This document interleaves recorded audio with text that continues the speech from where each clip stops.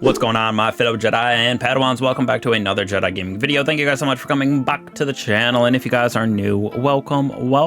We got ourselves Act 3 of Revenant coming out tomorrow, so I wanted to give you guys a little Sandbox update that we're getting, which we are getting a bigger update, or at least like TWAB-wise, from the developers inside of Act 3. They'll give us a bigger update of everything. But these are some weapons that I think are going to absolutely slap in the Crucible, specifically because of all of these Sandbox changes are really for the Crucible only. Besides, SMGs are getting increased magazine size by 10% for all PvE, PvP side of things. So those are going to be even better than they are right now, which in my opinion, not too shabby inside of the Crucible, but they can be better for sure. First off, we got some sidearms, specifically our heavy bursts. They aren't having that TTK that the developers are looking for, so they're increasing body shot damage from 30 to 33 and critical damage, so precision shot, from 48 to 52.8. so those heavy bursts for sidearms are going to be pretty solid.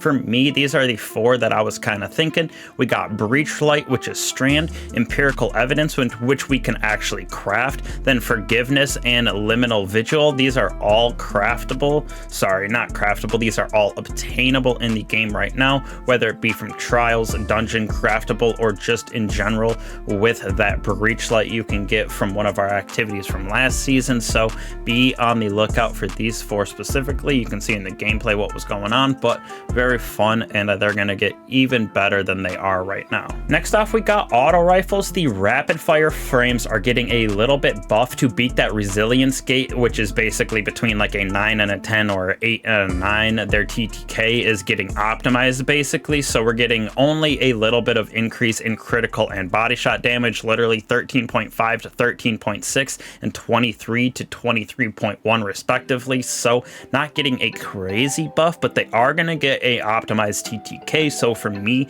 something like Chroma Rush, Rufus's Fury, Sweet and Sorrow, Veiled Threat, these are all very good rapid fire frame auto rifles that will compete heavily inside of the Crucible. Always have been good with me. The Chroma Rush and Rufus's Fury definitely been some of my go-tos for sure, especially in that kinetic slot. Even though Rufus's Fury is strand, these things are going to melt even better next season, or I should say next act, with Act 3 of Revenant. Pulse rifles in Act 3, high impacts are getting a little bit of a nerf, so we're not going to talk about those, but just a little bit of a nerf, nothing too crazy, more of an optimization thing for their TTK again, but getting buffed, and I think is going to slap because they already do right now, is the lightweights. So those lightweight pulse rifles increase body shot damage from 17 to 20.4 and critical damage headshot from 31.45 to 31.6. so these things are going to melt, especially since they shoot fast. For me,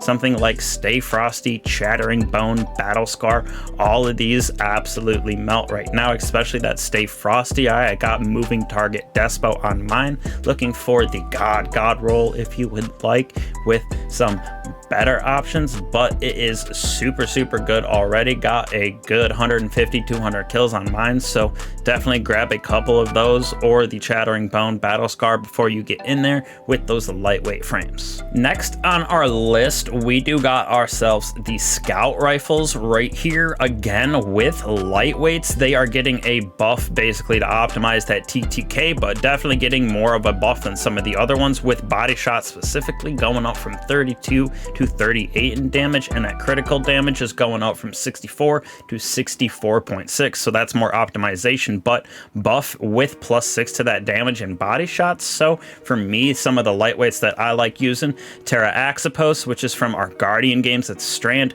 Tarnished Metal, craftable, this is actually a arc weapon, pretty solid in my opinion, and then Vouchsafe from the Dreaming City, Void Burn on that bad boy, all gonna be very good with the rolls that they can have on, plus plus being the lightweights, they're going to definitely get that buff and feel super crispy in the PvP realm. So sitting back behind a Titan shield, using something like an Empowering Rift, Void Soul, something like that is pretty good in general with scout rifles, high-end pulse rifles at that far range. So going to be pretty good and even better inside of the Crucible in my opinion. Last but certainly not least, we got ourselves some precision hand cannons. So these have seen a small bump in usage, they said, but they want it to be a little bit better inside of the Crucible realm. So stuff like Luna's Howl, the Not Forgotten, as well as Malfeasance are also getting affected by this change, but intrinsic hand cannons with that precision frame, so mostly our 180 RPMs, is now reducing your ADS movement speed penalty by 10%. So basically we're going to be able to move quicker with those 180, so you could get a little bit closer and get those shots off faster, because they do have really fast TTKs, especially if you can hit your headshot with them. Some of them with their damage perks and stuff can hit really hard, and I think Luna's Howl specifically is going to absolutely slap. So something like Luna's Howl, the Service Revolver actually as a Vanguard reward, and then Trust as a Gambit reward, both of those going to be very good that we can get from some of our vendors. And then Sightline Survey, which we can craft, actually has that Vex theme to it, but has some pretty good perks on top of everything else. So for me, those are some of the weapons that I'm going to be taking in with me to the Crucible specifically and into next act. Like I said, once Bungie comes back from the holiday and stuff, we're going to get a bigger update about Act 3 and the Sandbox, probably more specifically bigger things in the PvE realm, bigger changes to the PvP side of things. But this is a good start, at least specifically, like I said, for these set of weapons in the hand cannon, these precision frames, scout rifles in those lightweights. We also got our lightweight pulse rifles that are getting buffed,